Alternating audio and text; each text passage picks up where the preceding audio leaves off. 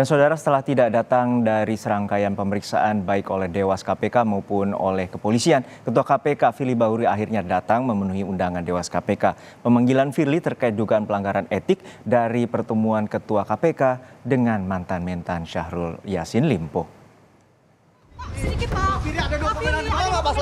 Akhirnya hari ini Ketua KPK Firly Bahuri datang penuhi panggilan Dewan Pengawas KPK.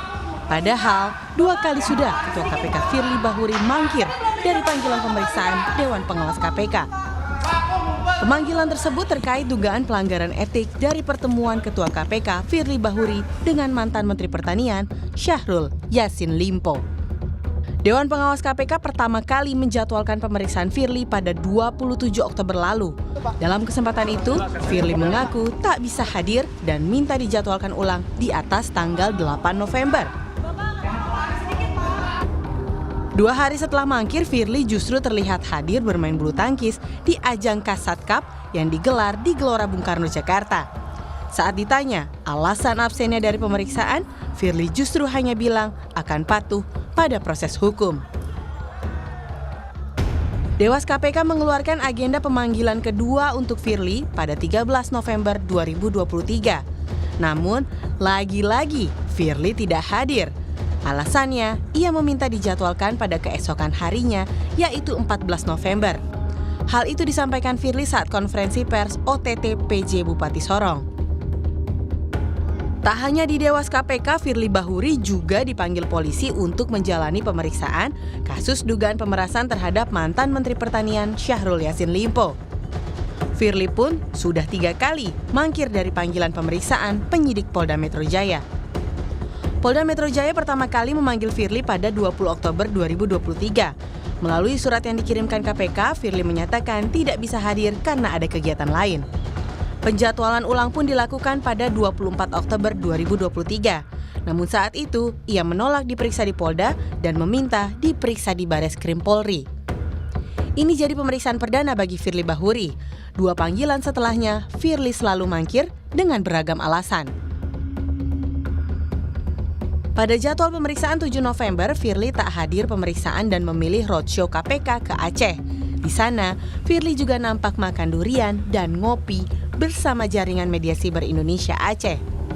Saat dikonfirmasi, Firly memastikan bahwa ia sedang menjalankan tugas selaku Ketua KPK.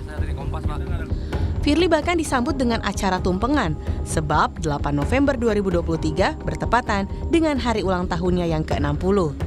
Dalam kesempatan itu, Firly menggelar tumpengan dan makan bersama di lapangan bulu tangkis Pasar Jaya, Banda Aceh. Selanjutnya, Polda Metro Jaya menjadwalkan panggilan pada 14 November 2023. Firly kembali mangkir dengan alasan sudah ada jadwal klarifikasi dengan Dewan Pengawas KPK. Padahal, Dewas sudah menjelaskan tak ada panggilan untuk Firly di tanggal 14.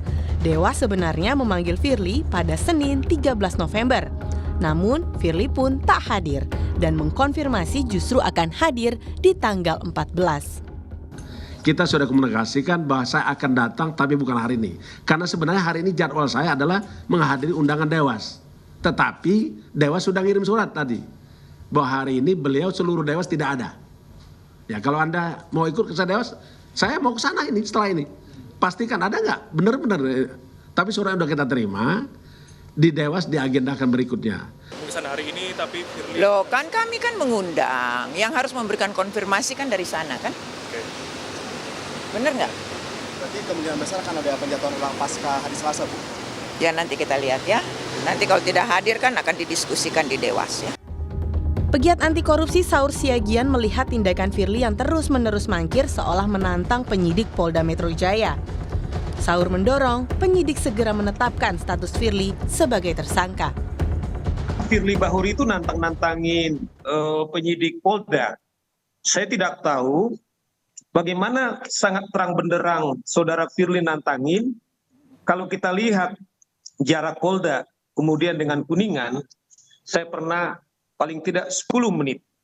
Artinya tidak ada alasan bahwa saudara Firly ada di Jakarta untuk tidak memenuhi panggilan daripada penyidik Polda Metro Jaya. Oleh karena itu saya dorong kalau memang penyidik sudah cukup bukti tanpa lagi diperiksa, Cukup umumkan dia sebagai tersangka. Hingga kini total ada 91 saksi dan 8 orang ahli telah diperiksa dalam perkara ini.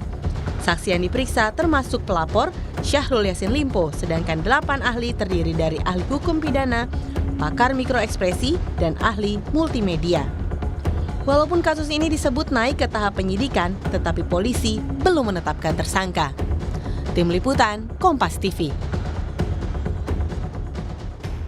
Ketua KPK Firly Bahuri seringkali tersangkut kasus dugaan etik saat menjabat di KPK. Firly pun seringkali lolos dari sanksi etik dari Dewas KPK. Berikut ini kami tampilkan deretan pelanggaran etik Firly Bahuri. Yang pertama, Firly dinyatakan melakukan pelanggaran etik berat karena bertemu dengan mantan Gubernur Nusa Tenggara Barat MTB M. Zainul Majdi atau yang akrab disapa Tuan Guru Bajang pada tanggal 12 hingga 13 Mei 2018 lalu. Secara etik Firly mestinya tidak bertemu dengan TGB karena ketika itu KPK sedang menyelidiki dugaan kepemilikan saham PT Newmont yang melibatkan pemerintah Provinsi NTB. Selain itu, Firly dan TGB bertemu saat keduanya hadir dalam acara hari lahir ke-84 GP Ansor dan launching penanaman 100.000 hektar jagung di Bonder, Lombok Tengah, NTB. Keduanya tampak akrab berbincang dalam acara itu sehari setelahnya. Dan Firly kembali didapati berbincang akrab dengan TGB dalam acara di lapangan tenis Wira Bakti. Selanjutnya pada 8 Agustus 2018, Firly pernah menjemput langsung saksi yang hendak diperiksa penyidik KPK. Saat itu ia masih menjabat sebagai Deputi Penindakan.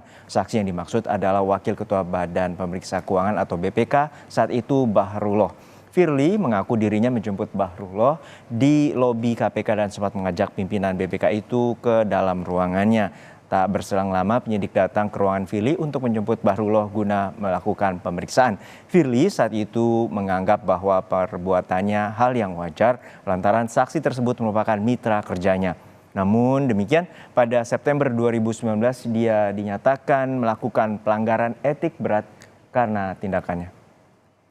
Lalu berikutnya saat menjalani uji kelayakan dan kepatutan di Komisi 3 DPR pada 2019 lalu, Firly juga mengungkapkan pertemuannya dengan seorang pimpinan partai politik.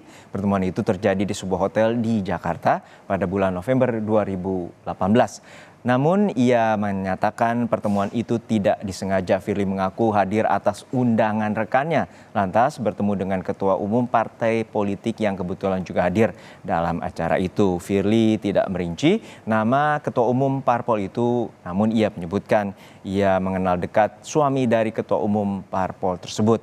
Firly mengaku tidak ada perbincangan politik dalam pertemuan itu. Berikutnya pada September 2020, Firly Bahuri dinyatakan melanggar kode etik karena bergaya hidup mewah. Pangkalnya Juni 2020, Firly yang ketika itu masih atau sudah menjabat sebagai ketua KPK menyewa helikopter milik sebuah perusahaan swasta untuk perjalanan pribadi dari Palembang ke Batu Raja, Sumatera Selatan. Tindakan Firly dilaporkan oleh ICW serta Masyarakat Anti Korupsi Indonesia ke Dewas KPK. Meski terbukti bersalah karena melanggar kode etik terkait dengan gaya hidup mewah, Firly hanya disanksi teguran tertulis.